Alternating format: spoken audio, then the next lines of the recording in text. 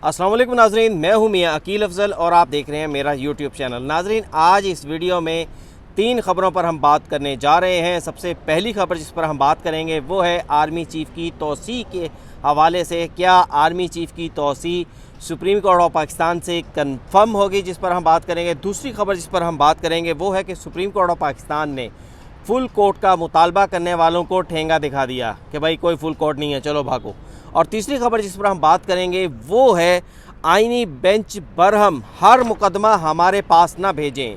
तीनों खबरें नाजरीन इंतहाई दिलचस्प होंगी, मालूमात से भरपूर होगा आज का वीलॉग को पूरा लाजमी सुनिएगा। लेकिन इससे पहले कि जिन लोगों ने अभी तक यूट्यूब चैनल को सब्सक्राइब नहीं किया उनसे मेरी दरख्वास्त है, फौरी तौर पर यूट्यूब चैनल पर जाएं, इसको सब्सक्राइब कर दें और साथ साथ बेल आइकन का बटन प्रेस कर दें ताकि मेरी जानिब से बनाई जाने वाली तमाम वीडियोस आप तक फौरी पहुंच सकें। अब नाज़रीन, आज के इस व्लॉग का बाकायदा आगाज़ करते हैं। सबसे पहले इस खबर के साथ कि सुप्रीम कोर्ट ऑफ पाकिस्तान में आईनी बेंच ने आज एक मरतबा फिर इंतहाई अहम मुकदमात की समाअत की है। सबसे पहले जिस खबर पर हम बात करने जा रहे हैं वो है आईनी बेंच के बरहम होने के हवाले से। नाज़रीन, जस्टिस अमीनुद्दीन खान की सरबराही में 7 रुकनी आईनी बेंच आज मुकदमात की समाअत का आगाज़ किया तो उनके सामने एक मुकदमा आया जिसमें वज़ारत पेट्रोलियम के हवाले से ये मुकदमा था, जिसमें जस्टिस मोहम्मद अली मज़हर भी थे शामिल थे और जस्टिस आयशा मलिक। इन दोनों के दरमियान दिलचस्प जुमलों का तबादला हुआ। जस्टिस मोहम्मद अली मज़हर ने कहा कि ऐसे हर केस को आईनी बेंच में ना भेजें जिनमें आईनी सवाल ना हो। जिन मुकदमात में आईनी नुक्ता हो सिर्फ़ और सिर्फ उन्हीं मुकदमात को आईनी बेंच को भेजा जाए। जस्टिस आयशा मलिक ने फौरी तौर पर जवाब देते हुए कहा कि मैं खुद उस बेंच का हिस्सा थी, एक वकील साहब की ये इस्तदा थी और उसकी इस्तदा पर यह मुकदमा आईनी बेंच को भिजवाया गया, जिस पर अदालत में मौजूद वकील सलमान असलम बट ने मौक़िफ़ अपनाया कि हमने ये इस्तदा नहीं की। लेकिन नाज़रीन, मैं आपको याद दिला दूँ, ये वही मुकदमा है जिसमें जस्टिस आयशा मलिक और जस्टिस मंसूर अली शाह के दरमियान दिलचस्प जुमलों का तबादला हुआ था और जस्टिस मंसूर अली शाह ने बड़ी बढ़ के मारी थी कि जनाब अगर हम फ़ैसला कर दें तो हमें कोई रोकने वाला नहीं है।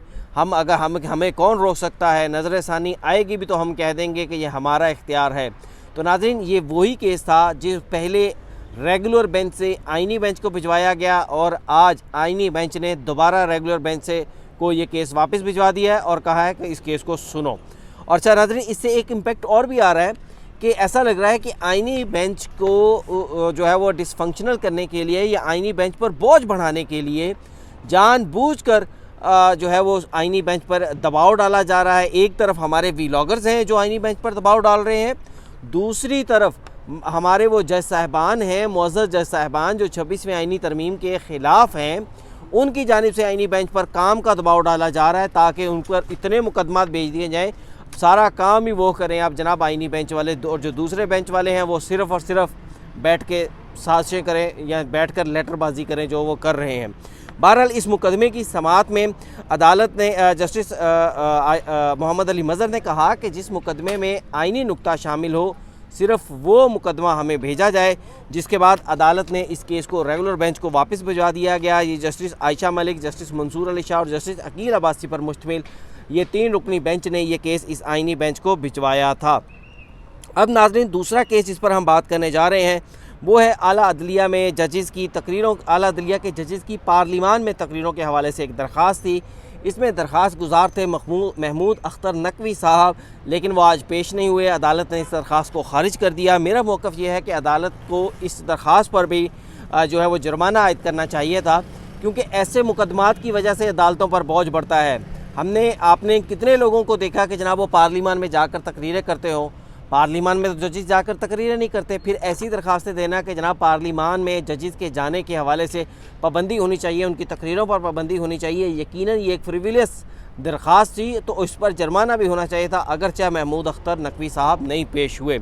तीसरी दरख्वास्त नाज़रीन जो मैं आपके साथ शेयर करने जा रहा हूँ, जिस पर जो ख़बर आपके साथ शेयर करने जा रहा हूँ वो है बोल न्यूज़ के मुलाजमीन का साबका चीफ जस्टिस साकिब निसार के दौर में खुद नोटिस लिया गया था 184(3) के तहत। इस मुकदमे में जस्टिस आयशा मलिक ने इनकार कर दिया और कहा कि मैं इस केस को नहीं सुन सकती, जिसके बाद जस्टिस अमीनुद्दीन खान ने बेंच में शामिल वकला को बताया कि जनाब हमारी ये साथी मुअज़्ज़ज़ जज साहिबा जस्टिस आयशा मलिक ने इस मुकदमे को सुनने से इनकार कर दिया है। मुकदमा अहम है, इसको जब नया बेंच तश्कील दिया जाएगा उस बेंच में इसको समाअत के लिए मुकर्रर किया जाएगा। दूसरी जानिब बोल न्यूज़ के मुलाजमीन भी यहाँ पर पहुँचे थे, जो उन्होंने हमें बताया कि तकरीबन 6 माह की उनकी सैलरीज़ बोल न्यूज़ के इंतज़ामिया के ज़िम्मे हैं, लेकिन आज उनका मामला हल नहीं हो सका। कोशिश करेंगे कि आइंदा समाअत पर उनके मामले को हल करवाया जाए। अब नाज़रीन, जो अगली ख़बर मैं आपके साथ शेयर करने जा रहा हूँ वो है घी मिल्स पर टैक्स के हवाले से मुकदमा। जस्टिस जब इस मुकदमे की समाअत भी आइनी बेंच में आगाज़ हुआ तो जस्टिस जमाल खान मंदोखेल ने कहा कि बलूचिस्तान हाई कोर्ट में मैं इस मुकदमे को सुन चुका हूँ, फ़ैसला दे चुका हूँ, मेरे ख़्याल में इस केस को नहीं सुनना चाहिए। जिस पर वकील साहब ने कहा कि इस केस में ये फुल बेंच का फ़ैसला था, तो यहाँ पर एक इंतहाई अहम ऑब्ज़र्वेशन बेंच की जानिब से दी गई। बेंच के जज जस्टिस मोहम्मद अली मज़हर, जो कि आजकल आइनी बेंच में बड़ा वोकल हैं, बड़ा बोल रहे हैं, बड़ी ऑब्ज़र्वेशंस उनकी जानिब से, इंपॉर्टेंट ऑब्ज़र्वेशंस उनकी जानिब से सामने आ रही हैं। ऐसा नहीं है कि बढ़ के मार रहे हैं शाहजी की तरह, लेकिन इंपॉर्टेंट ऑब्ज़र्वेशंस उनकी जानिब से दी जा रही है। तो आज भी उन्होंने इंतहाई एक इंपॉर्टेंट ऑब्ज़र्वेशंस दी और उन्होंने कहा कि 26वीं आइनी तरमीम के बाद अब कोई फुल कोर्ट नहीं रहा। जस्टिस जमाल खान मंदोखेल ने कहा आप इसी 7 रुकनी बेंच को अब फुल कोर्ट समझें। नाज़रीन, ये 2 ऑब्ज़र्वेशंस वो ऑब्ज़र्वेशंस हैं जो आए रोज़ कुछ ड्रामे नगारियाँ हो रही है ना, कुछ ड्रामेबाजियाँ हो रही हैं, कोई यूट्यूब कर रहा है, कोई व्लॉग कर रहा है कि जनाब फुल कोर्ट क्यों नहीं तश्कील दे रहे, कभी जज ख़त लिख रहे हैं कि जनाब फुल कोर्ट क्यों नहीं तश्कील दे रहे, कभी कुछ वकला का एक ख़ास ग्रुप जो है वो ड्रामेबाजियाँ कर रहा है, दरख्वास्तें डाल रहा है कि जनाब फुल कोर्ट तश्कील दी जाए, फुल कोर्ट तश्कील दी जाए। तो ये उनको जवाब है भाई, ये उनको बता दिया गया है कि आइन के मुताबिक अब चलना है। आइन में कह दिया गया है कि कोई फुल कोर्ट जो है, जो आइनी बेंच होगा वही आइनी मुकदमात सुनेगा, और फुल कोर्ट का कंसेप्ट जो है वो अब उस तरह से नहीं रहा कि सारे सुप्रीम कोर्ट ऑफ पाकिस्तान के जजेस बैठ जाएं और किसी मुकदमे का फ़ैसला करें। अब जुडिशल कमीशन बैठेगा, आइनी बेंच बनाएगा। हाँ, जुडिशल कमीशन के पास ये इख्तियार है कि वो किसी एक मुकदमे के लिए या तमाम मुकदमात के लिए सुप्रीम कोर्ट के तमाम जजेस को आइनी बेंच का जो है वो मुकर्रर कर दे। अगर ऐसा करना था तो फिर इस मश्क का फ़ायदा क्या, ये 26वें आइनी तरमीम का फ़ायदा क्या रह जाता था। लिहाजा उन सब को आज ये बड़ा क्लियरली बता दिया गया है कि कोई फुल कोर्ट नहीं बनने जा रहा, कोई जो है वो सारे जजेस नहीं बैठ रहे, आइनी बेंच ही आइनी मुकदमात का फ़ैसला करेगा। अब इस मुकदमे में अदालत ने वफा फरीकैन को नोटिस जारी करते हुए जो है वह केस की समाअत गैर मुअय्यना मुद्दत के लिए मुलतवी कर दी। एक और इंतहाई अहम केस, थोड़ा सा उस पर भी रोशनी डालेंगे।